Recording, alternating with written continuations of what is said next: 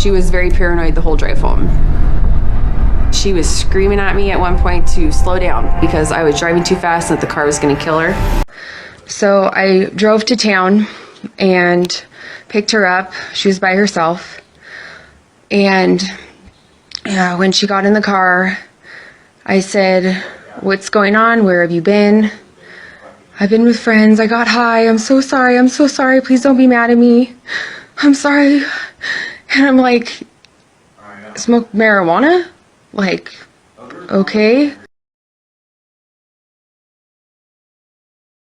So I drove to town and picked her up. She was by herself. So is a sensitivity indicator as Melissa moves into explaining why she drove to town. It is expected that if Karlie called for a ride, Melissa would need to drive to town to pick her up. The need to preempt questions about picking Karlie up shows that driving is sensitive to Melissa. She went from saying, "I picked up Karlie from town," to "picked her up." In the earlier sentence, Melissa was able to say Karlie's name, and she has a strong presence in the sentence with the word "I." In the current sentence, Melissa removed herself and distances herself from Karlie. This information is also repetitive, which means that it is important to the subject. When pronouns disappear from a subject sentence, reliability disappears with it, or the person doesn't want to be associated with the action. What happened when Melissa picked Karlie up that she wants to distance herself from? She was by herself is unimportant in the context presented here, which indicates this information is important to Melissa regarding the how and why Karlie is missing. Please note that unnecessary information often yields the most answers. It is unnecessary until we understand what happened.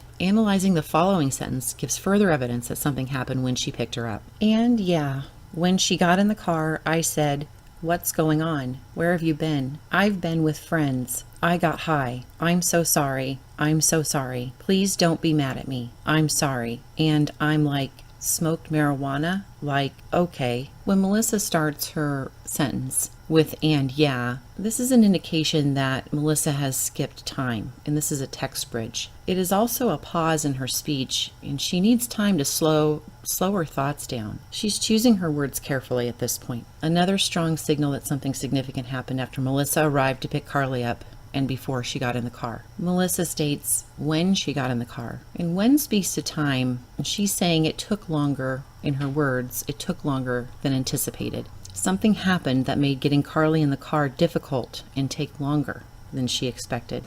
And so just started to panic and got in our cars and just started driving all around. I drove my Corolla out in the boonies over boulders, and Zach took the truck and he took the binoculars, and then 2 hours was the point where something's wrong.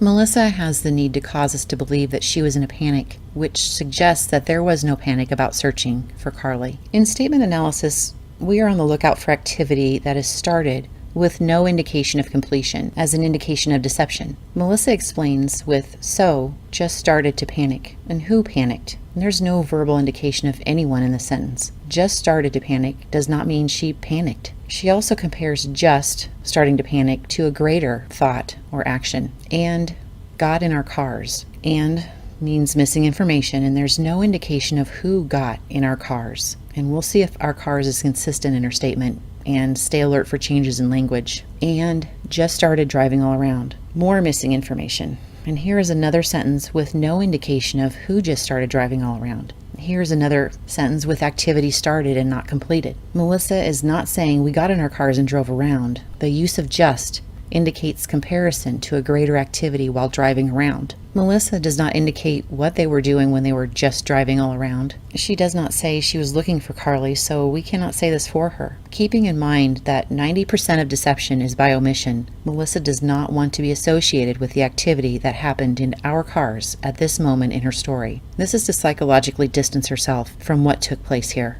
Keeping in mind that a statement is the subject's perception of reality and not reality itself, Zach is not introduced as her husband in her statement either. In her version of reality, she is not married. Karlie and Zach have no relationship stated either.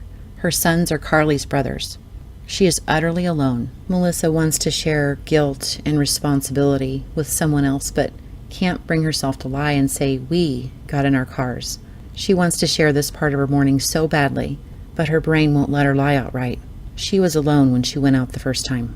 And you'll notice a drastic change here in her next sentences. I drove my Corolla out in the boonies over boulders, and Zach took the truck, and he took the binoculars, and then, 2-hour point. 2 hours was the point where something's wrong. And you'll notice there's a strong personal presence in this sentence. Melissa is there. I drove my Corolla. But she gives a little bit too much information, and thus this is classified as a Heine clause, which is the entire sentence is a sensitive explanation to a perceived question. And she's attempting to preempt the question, how did you damage your Corolla? Which is very sensitive. It indicates the damage to her Corolla was not due to driving over boulders.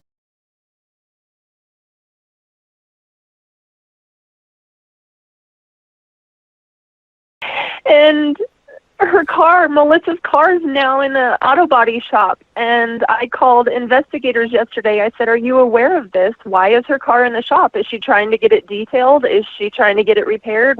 I want answers on that too.